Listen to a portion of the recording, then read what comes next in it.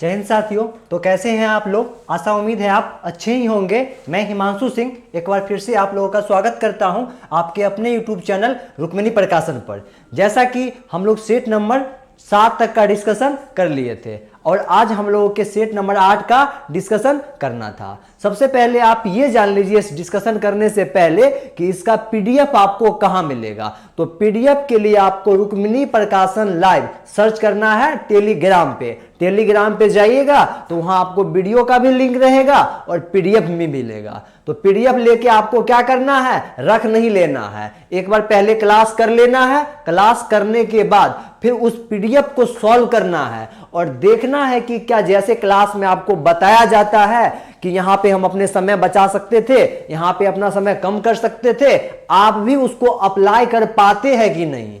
तो पीडीएफ आपको टेलीग्राम पे मिल जाएगा, वहां से आपको एक बार क्लास के बाद उसको सॉल्व कर लेना है। तो आज का अपना फर्स्ट क्वेश्चन देखिएगा। पहला क्वेश्चन है, किसी शहर की जनसंख्या 5% वार्षिक की दर से बढ़ रही है। 2 वर्ष बाद शहर की जनसंख्या कितनी होगी? यदि वर्तमान जनसंख्या कितनी है तो वर्तमान में आप कहिएगा 16,000 है। कब से पूछा जा रहा है? 2 वर्ष बाद। तो 2 वर्ष बाद निकालिएगा ना तो वर्तमान में कितना है, कहिएगा 16,000 है। पूरा लंबा गुना नहीं करेंगे। और ये 5% वार्षिक की दर से बढ़ रही है, यानी 1 साल के बाद ये पहले तो 100% होगी और 100% 1 साल के बाद 105% हो जाएगी।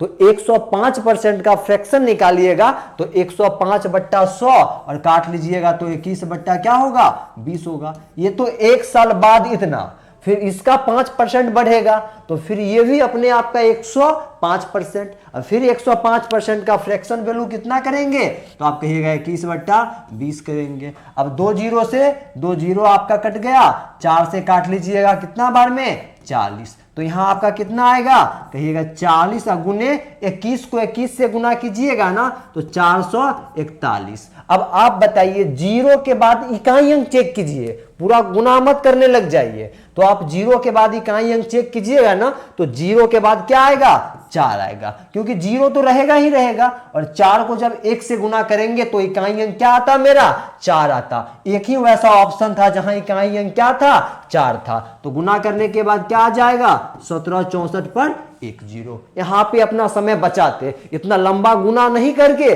देखते 1 जीरो तो आना है और 1 जीरो के बाद इकाई अंक क्या होगा, 4 होगा। तो एक ही ऑप्शन में वैसा था, 1 जीरो के बाद इकाई अंक 4। आपको क्या लगता है, एग्जामिनर क्वेश्चन सेट करता है तो ये नहीं चाहता कि आप पूरा लंबा गुना करें, वैसे तो सभी बच्चे कर देंगे। वो आपसे ये चाहता है कि आप कम समय में क्वेश्चन बना पाते हैं या नहीं।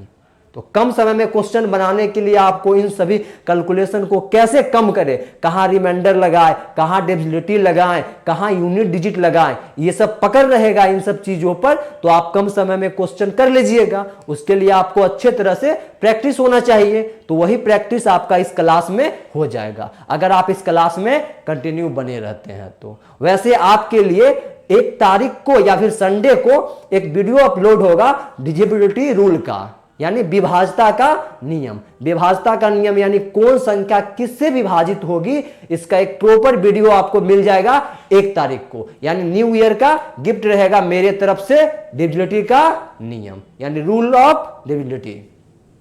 अब अगला क्वेश्चन देखिएगा आज का अगला क्वेश्चन है, एक ट्रक के मूल्य से 17% कम किया गया और तब इसका मूल्य इतना लंबा है। इसका मूल्य बताइए, यानी पहले इसका मूल्य कितना होगा। 17% कम कर दिए तो मूल्य कितना आया है, कहिएगा 3,33,02,948 है। तो इसका पहले का मूल्य कितना था वो बताइए। थोड़ा देर के लिए मानते हैं कि पहले का मूल्य x है और इसमें से 17% कम कर दिए तो इसका 83% हो गया होगा। पहले तो अपने आप में मूल्य 100% और 17 कम किए तो वो हो गया 83%। तो इसका कितना परसेंट कर लेंगे, 83%, बट्टा में क्या लिखेंगे, 100, और बराबर में कितना आया तो आप कहिएगा 333 और 2948। अब आप बताइए 83 से इसको काटना है और 83 से इसको काट के तब आंसर करना है। इतनी लंबी संख्या को 83 से काटना एग्जाम में संभव है? इसको करने लग जाइएगा तो आपका टाइम बर्बाद होगा। तो कैसे टाइम बचाते आप ये बताइए। नीचे में 2 जीरो है ना, 83 इसको काट पाएगा 2 जीरो को? तो आप कहिएगा नहीं काट पाएगा, यानी 2 जीरो इसमें जाके गुना होगा। 83 से इसको काटे, कितना बार में कटे ये नहीं मालूम, लेकिन 2 जीरो लास्ट में होना ही होना है। तो कहां आपका 2 जीरो था? तो कहिएगा ऑप्शन नंबर ए में क्या है, 2 जीरो था। ऐसे करके निकल जाते। अब आप ही बताइए, आपको क्या लगता है एग्जामिनर चाह रहा था कि पूरा आप काट के सॉल्व करे तब आंसर निकाले? तो बिल्कुल नहीं। वो आपका बुद्धि चेक करना चाह रहा था कि आप काटना चाह रहे हैं या अपना दिमाग लगा रहे हैं कुछ की नहीं। तो ऐसे आप कर लेते क्वेश्चन तो कितना समय में हो जाता। देखते कहां 2 जीरो है, 4 से 5 सेकंड में ये क्वेश्चन करके आप आगे निकल जाते। और अदर बच्चे क्या करते, काटने लग जाते, उसको चेक करते कि किससे कट रहा है। आपको वहां से बचना है, तभी आप कम समय में क्वेश्चन को सॉल्व कीजिएगा। आप इस क्लास में केवल कंटिन्यू बने रहिए, जैसे कहा जा रहा है वैसे आप करते रहिए। आप अवश्य कम समय में क्वेश्चन को सॉल्व कर लीजिएगा। और इसके पीडीएफ के लिए क्या करना है आप लोगों को, रुक्मिणी प्रकाशन लाइव नाम से टेलीग्राम है, वहां ज्वाइन हो जाना है। वहां आपको पीडीएफ मिल जाएगा, एक बार फिर पीडीएफ को सॉल्व कर लेना है। आगे क्वेश्चन देखिएगा। एक कार 240 मिनट में 1080 किलोमीटर की दूरी तय करती है। कार की चाल मीटर प्रति सेकेंड में बताइए। तो चाल बराबर दूरी बट्टा समय ना, चाल को एस से डिनोट करते हैं यानी स्पीड, और दूरी बट्टा समय। दूरी कितना है, कहिएगा 1080 है किलोमीटर में, और समय घंटा में लेंगे। दूरी जब किलोमीटर में लिए तो समय किस में, घंटा में लेंगे। तो आप कहिएगा 240 मिनट। 240 मिनट कितना घंटा, तो 60 से भाग दे लेंगे, 4 घंटा। तो दूरी किलोमीटर में और समय ले लिए घंटा में, तो ये चाल आपका आया किलोमीटर प्रति घंटा में। लेकिन आपसे पूछा जा रहा मीटर प्रति सेकेंड में बताइए। तो मीटर प्रति सेकेंड में बदलने के लिए 5/18 से क्या करेंगे, गुना कर देंगे। अब थोड़ा सा काटा कुटी खेलिएगा तो यहाँ कितना बार में, 60 बार में, फिर 4 से काट लीजिएगा तो 15 बार में, और 15 पचे 75। आंसर आपका क्या होगा, 75 मीटर पर सेकेंड। एक लाइन का क्वेश्चन था, केवल आपको फॉर्मूला ध्यान रखना था। कौन सा फॉर्मूला, तो दूरी बराबर चाल गुने समय। निकालना यहां चाल था तो दूरी बट्टा समय कर लेते। अब अगला क्वेश्चन देखिएगा। अगला क्वेश्चन है आपका, 15,000 के सामान बेचने पर रामू को 3,000 का लाभ होता है, उसका लाभ प्रतिशत क्या होगा। अच्छा, लाभ प्रतिशत का गणना कैसे करते हैं, क्रय मूल्य पर, कि उस सामान को हम कितना में खरीदे थे। कहा गया 15,000 में सामान बेचने पर रामू को 3,000 का लाभ हुआ, यानी उस सामान को कितना में खरीदा गया होगा, तो 15,000 से 3,000 कम में, यानी 12,000 में। सामान को कितना में खरीदे, 12,000 में। क्या निकालना है, आप कहिएगा लाभ प्रतिशत निकालना है। तो लाभ प्रतिशत के लिए क्या करेंगे, लाभ, तो कितना का लाभ हुआ, आप कहिएगा 3,000 का लाभ हुआ। किस पर, तो 12,000 पर। खरीदे कितना में थे, 12,000। प्रतिशत में लाने के लिए 100 से गुना। अब काटा कुटी खेलिएगा, 3 जीरो से 3 जीरो, 3 से इसको काटिएगा 4, यानी 1/4। क्या लिखिएगा, 1/4 और गुना में 100। आपका आंसर क्या आएगा, 25%। कितना लाभ हुआ, तो आप कहिएगा 25% लाभ। कहां है 25%, तो ऑप्शन नंबर सी में। ऑप्शन नंबर सी में क्या था, 25%। अब अगला क्वेश्चन देखिएगा, क्वेश्चन नंबर 5। यह कहा गया एक अलमारी 14,360 में लाई गई और इसके परिवहन पर 240 रुपया खर्च किए गए। 15% का लाभ प्राप्त करने के लिए इसे किस कीमत पर बेचना होगा। ये अलमारी को जो आप खरीदे ना, वो 14,360 में खरीद लिए, लेकिन उसको घर तक लाने में 240 रुपया आपको भाड़ा भी लग गया है। तो टोटल उस अलमारी पर आपका लागत क्या हो गया, तो कहिएगा 14,360 और प्लस में 240। तो कितना लागत आ जाएगा, तो आप कहिएगा लागत आपका आ जाएगा 14,600। और आप क्या चाहते हैं कि हम 15% लाभ पर बेचे, तो उसे किस कीमत पर बेचेंगे, यानी विक्रय मूल्य, और कितना लाभ लेंगे, 15% लाभ।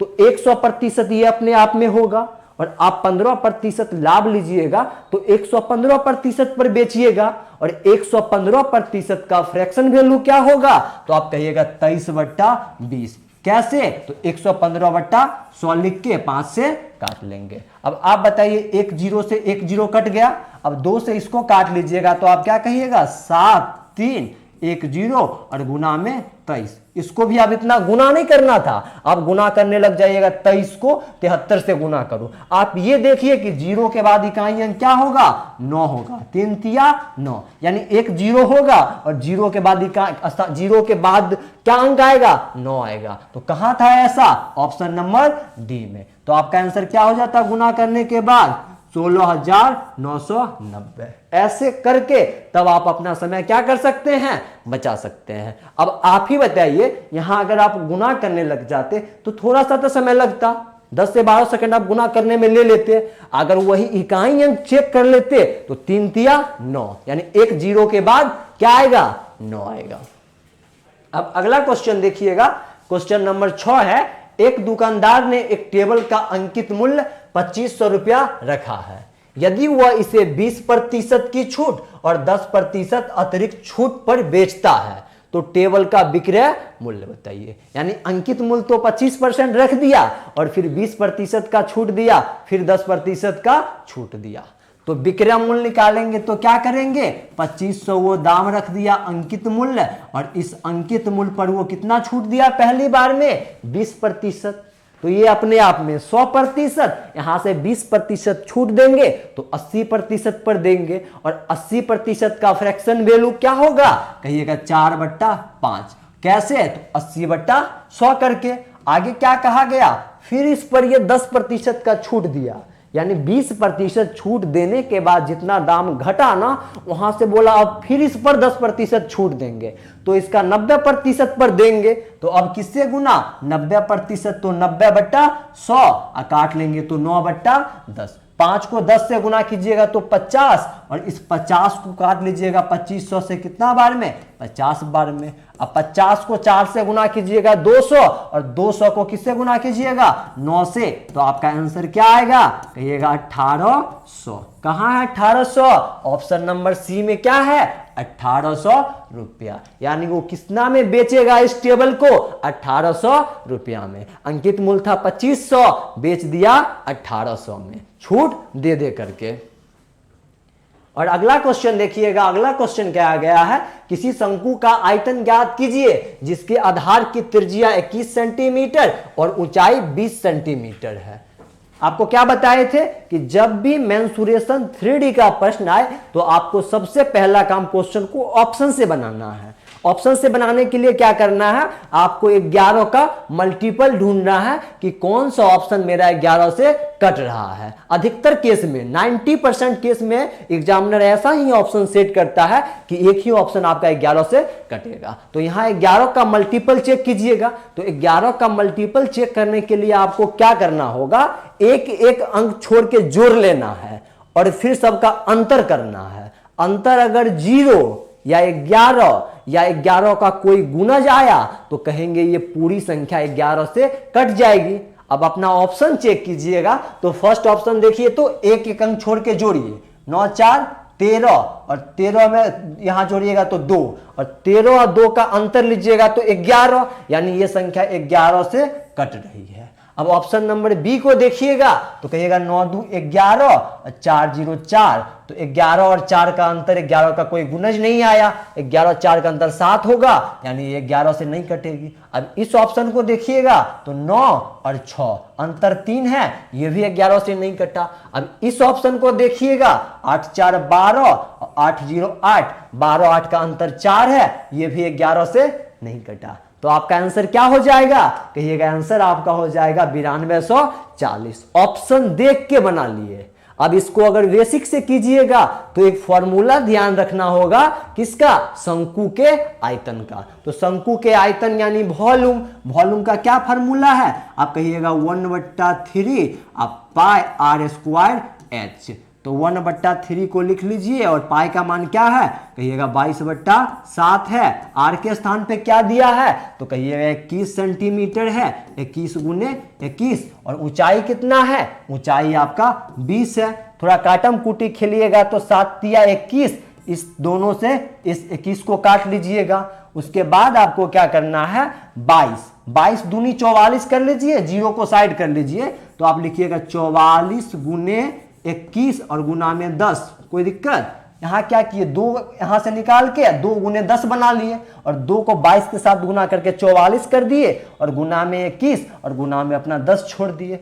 अब इसको गुना पूरा मत करने लग जाइए, फिर आप चेक कीजिए कि इकाई अंक 4, एक को 4 से गुना करेंगे तो 4 और 4 के बाद एक जीरो होना चाहिए। इतना का इकाई अंक क्या बना, 4, 4 के बाद एक जीरो। कहां ऐसा था कि 4 के बाद एक जीरो था, तो आप कहिएगा 2 ऑप्शन में 4 के बाद एक जीरो था और आंसर आपका 11 का गुणज भी होना चाहिए। तो क्या आंसर करते आप, आंसर नंबर ए। 2 ऑप्शन फिर कट जाता कि 0 के बाद 4 इन दोनों जगह नहीं था, 0 फिर 4 कहीं नहीं था, तो ये 2 ऑप्शन कट जाता, आपका 2 ऑप्शन बचता। 2 ऑप्शन में 0 के बाद 4 था, फिर चेक कर लेते हैं 11 का गुणज कहां है, तो केवल ऑप्शन नंबर ए क्या था, 11 का गुणज है। इस प्रकार से अगर आप एग्जाम में क्वेश्चन सॉल्व करते हैं तो अवश्य आप क्वेश्चन को कम समय में सॉल्व कर लीजिएगा। अब अगला क्वेश्चन देखिएगा, क्वेश्चन नंबर 8 है आप लोगों का, अंकित मूल्य पर 10%, 20% और 40% की क्रमिक छूट दे के बराबर एकल छूट बताइए। यानी कुछ भी अंकित मूल्य है उस पर 10%, फिर 20% और फिर 40% का क्या दिया गया, छूट दिया गया। तब आप रियल बताइए कि फाइनल छूट उस पर कितना होगा शुरू से अंत तक। तो आपको क्या लगता है सभी को जोड़ देंगे, बिल्कुल नहीं। उसके लिए क्या करेंगे, तो सबसे पहला चीज तो आप ये जानिए कि अंकित मूल्य पर छूट देते हैं ना तो विक्रय मूल्य आता है। छूट दे के उसको बेचा जाता है तो वो क्या आ जाता है, विक्रय मूल्य आता है। तो फर्स्ट केस में 10% छूट दिया तो हम मानते हैं एमपी फर्स्ट केस में कितना होगा, कुछ रहा होगा और एसपी आया होगा।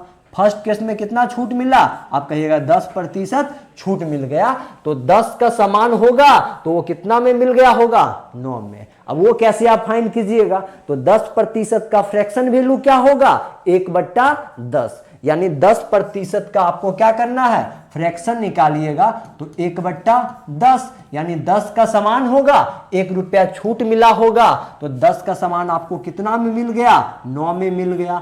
उसी प्रकार ये 20% छूट दिया तो 20% का फ्रैक्शन निकालिएगा, तो उसके लिए क्या कीजिएगा, आप कहिएगा 1/5 यानी 5 रुपया अंकित मूल्य होगा, 1 रुपया आपको छूट मिला, तो 5 का सामान आपको कितना में मिल गया, सेकेंड छूट के रूप में, तो कहिएगा 5 का सामान आपको मिल गया 4 में। और थर्ड केस में क्या कहा गया, 40% छूट मिलता है, तो 40% का फ्रैक्शन वैल्यू कितना, कहिएगा 2/5 यानी 5 अंकित मूल्य होगा, तो 2 छूट दे दिया तो कितना में बिकेगा थर्ड केस वाला, तो आप कहिएगा थर्ड केस में 5 अंकित मूल्य था और 2 रुपया छूट दिए, 3 में बेचे।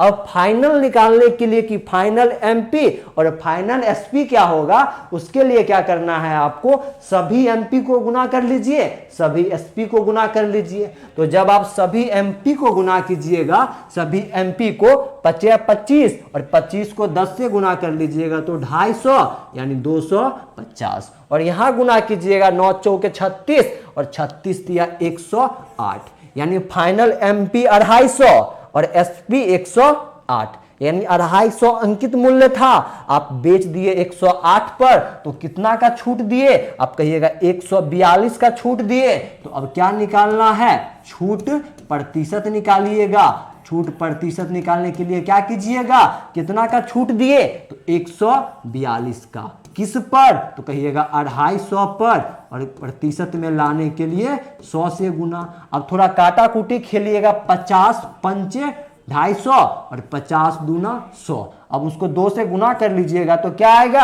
आप कहिएगा 280 84 और भाग दे लीजिएगा 5 से भाग जब आप दे दीजिएगा तो 56 पूर्णांक क्या आएगा, 4/5%, कितना पूरा छूट होगा, 56 पूर्णांक 4/5, टोटल आपका क्या आ गया, छूट आ गया। अब अगला क्वेश्चन देखिएगा, क्वेश्चन नंबर 9 है, 12 सेंटीमीटर लंबाई लंबाई कितना है 12 सेंटीमीटर, 8 सेंटीमीटर चौड़ाई और 8 सेंटीमीटर ऊंचाई वाले धातु के एक ठोस घनाभ को पिघलाकर 4 सेंटीमीटर भुजा वाले कितने घन बनाए जा सकते हैं। यानी एक घनाभ था, इसको पिघलाया जाता है और पिघला के क्या बनाया गया, घन बनाया गया। घन का भुजा दे दिया 4 सेंटीमीटर। तो इस प्रकार का प्रश्न जब भी आपके सामने आए तो आपका सबसे पहला काम क्या होना चाहिए कि दोनों आकृति का आयतन इक्वल कीजिए। वो उतना बड़ा आयतन कितना होगा, उसी आयतन को पिघला करके घन बनाएंगे। तो कितना घन बनाएंगे वो मालूम कर लेंगे। तो आप सबसे पहले घनाभ का आयतन लिखिएगा। तो घनाभ का आयतन क्या होता है, आप कहिएगा लंबाई गुने चौड़ाई गुने ऊंचाई। तो लंबाई आपका 12, चौड़ाई 8, ऊंचाई 8, ये किसके बराबर होगा, घन के आयतन के बराबर होगा। तो घन का भुजा 4 सेंटीमीटर, तो घन का आयतन निकालिएगा। तो घन का आयतन भुजा क्यू, तो आप क्या कहिएगा 4 का क्यू, यानी 4 गुने 4 कितना बार, 3 बार। कितना घन बनाएंगे, तो मानते हैं n घन बना लेंगे। अब थोड़ा काटा कुटी खेल लीजिएगा। तो 4 3 बार इधर और यहाँ काटिएगा तो 2 बार में, यहाँ काटिएगा 2 बार में, यहाँ काटिएगा तो 3 बार में। 4 तिया 12, यानी कितना घन बना सकते हैं, 12 घन। कहाँ है 12, ऑप्शन नंबर डी में। अब अगर आप कॉन्सेप्ट जानते तो आप बताइए इस क्वेश्चन को करने में आप कितना समय लेते, केवल आयतन दोनों का इक्वल कर देते और एक लाइन में काट कूट के आंसर निकाल लेते, कितना घन बनेगा, तो 12 घन बनेगा। प्रैक्टिस क्लास के दौरान क्या होता है कि आपने जितने कॉन्सेप्ट फाउंडेशन में पढ़े उन सब का एक बार रिवीजन हो जाता है। और जब आप रिवीजन किए हुए रहते हैं तो एग्जाम में आपके सामने क्वेश्चन आएगा तो आप उस क्वेश्चन को कम समय में बना के अगले बच्चे से आगे हो जाइएगा। अब अगला क्वेश्चन देखिएगा। आपका अगला क्वेश्चन है भिन्न के रूप में दे दिया है 3/8, 5/12 और 15/16 का महत्तम समावर्तक निकालिए। तो इस प्रश्न में क्या करना है, HCF पूछा गया तो ऊपर वाले का HCF 3, 5, 15 का HCF कितना, तो आप कहिएगा 1 और नीचे वाले का LCM तो 12, 8 और 16 का LCM कितना, तो 48। तो आंसर आपका क्या होगा 1/48। पेन भी नहीं उठाना है, मन में ही कर लेना है। ऊपर वाले का HCF, नीचे वाले का LCM। अब अगला क्वेश्चन देखिएगा, क्वेश्चन नंबर 11 कहा गया। ये तो बेसिक सा प्रश्न है कि जब किलोमीटर प्रति घंटा को मीटर प्रति सेकंड में बदलते हैं तो 5/18 से गुना और मीटर प्रति सेकंड को किलोमीटर प्रति घंटा में बदलते हैं तो 18/5 से गुना। तो क्वेश्चन यहां क्या कहा गया, किलोमीटर प्रति घंटा में 35 मीटर प्रति सेकंड का मान क्या होगा। 35 किस में है, तो आप कहिएगा मीटर प्रति सेकंड में है। इसको बदलना है किलोमीटर प्रति घंटा में तो 18/5 से गुना कर लेंगे। 5 से काटिएगा 7 बार में और 18 कितना होगा, 18 126 क्या आ जाएगा, किलोमीटर प्रति घंटा। कहाँ है, ऑप्शन नंबर डी में। अब अगला क्वेश्चन देखिएगा, क्वेश्चन नंबर आपका 12 है। एक ट्रक और 4 कारों का औसत वजन 48 केजी है। यदि ट्रक के वजन को अलग कर दिया जाए तो इसमें 1 केजी की कमी हो जाती है। ट्रक का वजन क्या होगा। डायरेक्ट देखेंगे और बोलेंगे 52। कहिएगा अब कैसे, तो एक तो इसका ट्रिक वाला तरीका और एक इसका बेसिक तरीका। तो बेसिक तरीका से अगर आप करने जाते हैं तो एक ट्रक और 4 कार का औसत वजन 48 है तो टोटल कितना गाड़ी है, आप कहिएगा 5 गाड़ी है। औसत कितना है, तो कहिएगा औसत 48 है। तो औसत को 5 से गुना करेंगे तो टोटल वजन मालूम होगा। और जब इसमें से ट्रक के वजन को हटा दिए, मानते हैं ट्रक x होगा, x को हटा देंगे तो अब ये 4 कार का औसत वजन बाकी रहा। और क्या कहा गया, इन 4 कार का औसत वजन 1 केजी कम हो गया। यानी कितना हो गया, तो 47 केजी हो गया। पहले 48 था, अब 47 हो गया। इसको सॉल्व कर लीजिएगा आप तो 48 को 5 से गुना कीजिएगा 240 माइनस में x और यहाँ आपका कितना हो जाएगा, कहेगा 7 चौका 28, 7 में 2, 16 2 18 यानी 188। और यहाँ से अब x निकालिएगा तो x क्या आएगा 52 केजी। एक तो ये बेसिक वाला तरीका कि बेसिक से कैसे निकाले और डायरेक्ट क्वेश्चन करना था तो कैसे करते। आप ये सोचिए कि सभी का औसत कितना था 48 केजी था और जब वो क्या कहते हैं ट्रक का वजन हटा दिए तो सभी कार यानी 4 कार था, चारों का औसत 1 केजी कम हो गया, यानी ट्रक का वजन 4 केजी ज्यादा होगा। तो 48 4 52। ऑप्शन देखते, ऑप्शन नंबर डी में क्या था 52, और करके आगे बढ़ जाते हैं। अब क्वेश्चन नंबर 13 देखिएगा, यहां कहा गया यदि ए की आय बी की आय से 40% अधिक है। कौन अधिक है? ए। कितना अधिक है? तो कहिएगा 40%। 40% का फ्रैक्शन वैल्यू 2/5, और अधिक बोला जाए तो जोड़ के, कम बोला जाए तो घटा देना है। कितना अधिक था? तो 40%, यानी ए का आय कितना होगा 7, तो बी का आय कितना 5। कैसे? यानी ए के पास ज्यादा था। तो अब आगे कहा गया तो बी ए से कितने प्रतिशत कम अर्जित करता है? तो रियल में ये कितना कम करता है? आप कहिएगा 2 कम करता है। कहां से? 7 से। और प्रतिशत में लाने के लिए 100 से गुना, और 2/7 का आपका क्या होना चाहिए? फ्रैक्शन याद होना चाहिए। 28.4/7 होता है। कहिएगा कैसे याद होगा? तो जब प्रतिशत का क्लास लाएंगे तो वो आपको सारा सिखा देंगे कि कैसे याद होगा। तत्काल अभी के लिए आप 200 में 7 से भाग दीजिएगा तो 28.4/7% आपका क्या आ जाएगा? आंसर आ जाएगा। अब अगला क्वेश्चन देखिएगा, ये रेस का क्वेश्चन है, और इस क्वेश्चन को आपके दिमाग में अच्छे से छाप देंगे। केवल आप यहां ध्यान अपना बनाए रहिए, आप लोग ध्यान नहीं भटकाइए, यहां से ध्यान केंद्रित रखिए। यहां इस क्वेश्चन को बहुत कम समय में कैसे बनाएं वो आपको बता देंगे। रेस का क्वेश्चन जब एग्जाम में आता है ना तो बच्चे डर जाते हैं, उनको लगता है ये क्वेश्चन हमसे बनेगा ही नहीं। लेकिन रेस बहुत इजी टॉपिक है, केवल एक पॉइंट को समझ जाना है तो रेस का सारा क्वेश्चन आप बना लीजिएगा। ये क्वेश्चन में क्या कहा गया? 4 किलोमीटर की दौड़ में ए बी सी में से प्रत्येक समान चाल से दौड़ते हैं, क्रमशः प्रथम, द्वितीय और तृतीय स्थान प्राप्त करते हैं। यदि ए बी को 1 किलोमीटर से पछाड़ देता है, यानी ए लिख लीजिए और क्या लिखना है? बी लिखिए। रेशियो निकालेंगे इनके द्वारा समान समय में तय की गई दूरी का। तो ए बी को कितना से पछाड़ा? 1 किलोमीटर से। इसका क्या मतलब है कि ए वहां पे पहुंच गया और बी उससे 1 किलोमीटर पीछे था, यानी समान समय में ए 4 किलोमीटर दूरी तय किया, अब बी 3 किलोमीटर दूरी तय किया। तो ए के सामने 4 लिख लीजिए और बी के सामने 3 लिख लीजिए। फिर आगे क्या कहा जाता है? आगे कहा गया और बी सी को 1 किलोमीटर से पछाड़ देता है। इस लाइन का क्या मतलब है कि बी सी को 1 किलोमीटर से पछाड़ा, मतलब बी जब वहां पहुंच गया उसी समय में सी उससे 1 किलोमीटर पीछे था, तो बी पहुंच गया तो बी कितना? अब कहिएगा बी 4, उस समय सी कितना? तो कहिएगा 3। अब बी एक जगह 3 है, एक जगह 4 है, ऐसा तो नहीं होगा। तो ए बी सी का रेशियो निकाल लेंगे दूरी का। क्या करेंगे? 4 को 4 से गुना तो 16, यानी ए 16 यूनिट दूरी, और बी कितना? 4 तिया 12, और सी कितना? तो कहिएगा 3 तिया 9। डायरेक्ट रेशियो निकालने के लिए क्या करते हैं ना, इसको इससे गुना तो ए निकल जाएगा, इसको इससे गुना तो बी निकल जाएगा, उसको उससे गुना तो सी निकल जाएगा। अब ये दौड़ की लंबाई कितना?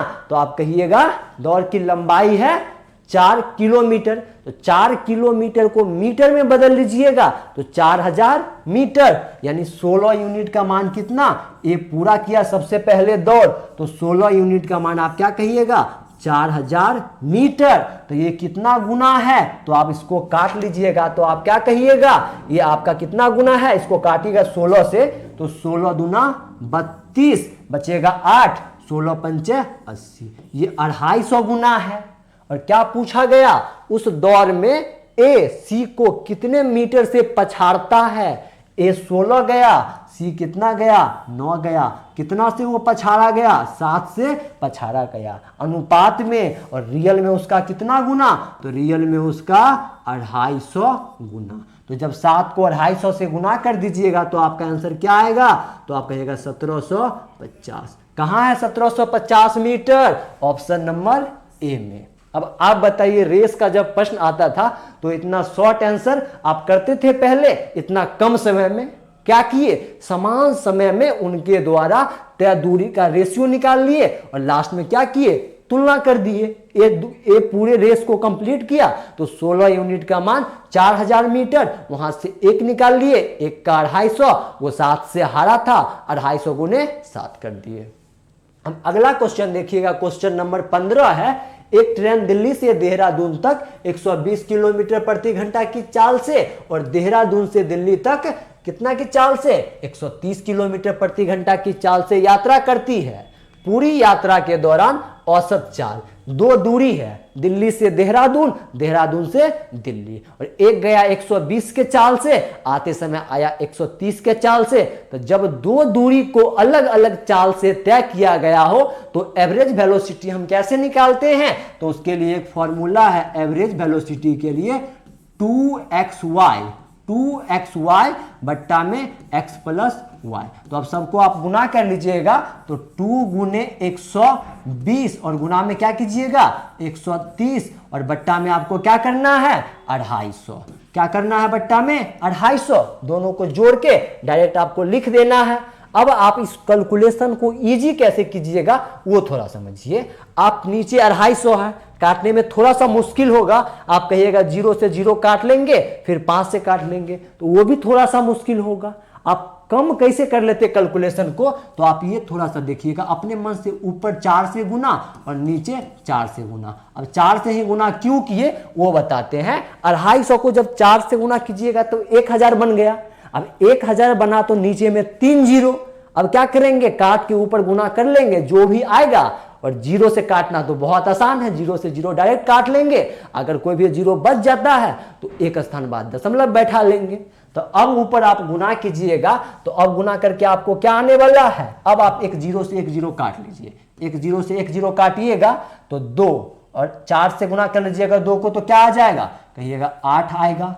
अब इसको गुना कर लीजिएगा 13 को 120 से, तो आपका क्या आएगा 156 पर एक 0, और बट्टा में क्या होगा, बट्टा में 100 आ जाएगा। फिर आप एक 0 से एक 0 यहां काट लीजिए, नीचे बचा एक 0, और जब आप इसको गुना कर लीजिएगा 156 को 8 से, तो 15 8 है 120, यानी 1248 बट्टा में 10, तो आप क्या कहिएगा 1248, 1248, अरे 1248 कितना करना है, बट्टा में 10, 10 को हटाइएगा, एक स्थान बाद दशमलव बैठ जाएगा। कहां है 124.8, ऑप्शन नंबर ए में क्या था 124.8। इस क्वेश्चन में कुछ नहीं था, इस क्वेश्चन में केवल आपको कैलकुलेशन कैसे कम करते वो मालूम होना था। और एक तो फॉर्मूला ध्यान रखना है आपको, जब दो समान दूरी को अलग अलग चाल से तय किया गया हो तो औसत चाल के लिए 2xy बट्टा में x प्लस y। अब अगला क्वेश्चन देखिएगा, अगला क्वेश्चन है, एक किसान के पास 10 तोते और 40 घोड़े हैं, प्रति जानवर पैरों की औसत संख्या ज्ञात कीजिए। अब इस क्वेश्चन को बनाने के लिए आपको यह मालूम होना चाहिए कि तोता के पास कितने पैर हैं, तो ये तो आपको मालूम होगा, आशा उम्मीद है कि इतना तो आप जानते होइएगा। और घोड़ा के पास कितना पैर होता है वो तो आप अच्छे से जानते होइएगा, कितना पैर 4 पैर। तो अब घोड़ा के पास 4 पैर, तोता के पास 2 पैर, उनके पैरों का क्या पूछा गया, औसत पूछा गया, तो पैरों का क्या निकालेंगे, औसत निकालेंगे, पैरों का औसत, पैरों का क्या निकालना है, औसत। तो सबसे पहले तोता के पास कितना पैर, तो आप क्या कहिएगा 10 तोता है तो तोता के पास 20 पैर होगा, प्रत्येक तोता के पास 2 पैर, यहां 10 तोता है तो तोता के पास 20 पैर, तो यहां लिख लीजिएगा पैरों की संख्या 20, और प्लस में 40 घोड़ा है तो घोड़ा के पास 4 पैर, तो एक घोड़ा के पास 4 पैर, तो 40 घोड़ा के पास 4 गुने 40 यानी 160 पैर। कितना जानवर है, तो आप कहिएगा 10 तोता है 40 घोड़ा है, यानी टोटल 50 है। अब ऊपर में जोड़ लीजिएगा तो 180 और बट्टा में 50, 0 से 0 काट के भाग दे लीजिएगा तो 3 दशमलव आपका क्या आएगा 6, आंसर आ जाएगा पैरों की औसत संख्या। अब अगला क्वेश्चन देखिएगा, क्वेश्चन नंबर 17। अगला क्वेश्चन रेशियो का है, कहा गया किसी अनुपात में प्रथम पद और चतुर्थ पद का गुणनफल 70 है और द्वितीय तथा तृतीय पद का गुणनफल 3.5 है, तो x का मान ज्ञात कीजिए। यानी 3.5 x है, तो x का मान ज्ञात कीजिए। ये x यहाँ होना चाहिए था, ये लिख के यहाँ आ गया है, तो कोई दिक्कत नहीं है। लेकिन सबसे पहले आप कॉन्सेप्ट समझिए कि जब दो अनुपात a b और समानुपात क्या हो, समानुपात में आपका लिखा गया हो c और d, तो इसमें क्या होता है ना, प्रथम और लास्ट का गुणनफल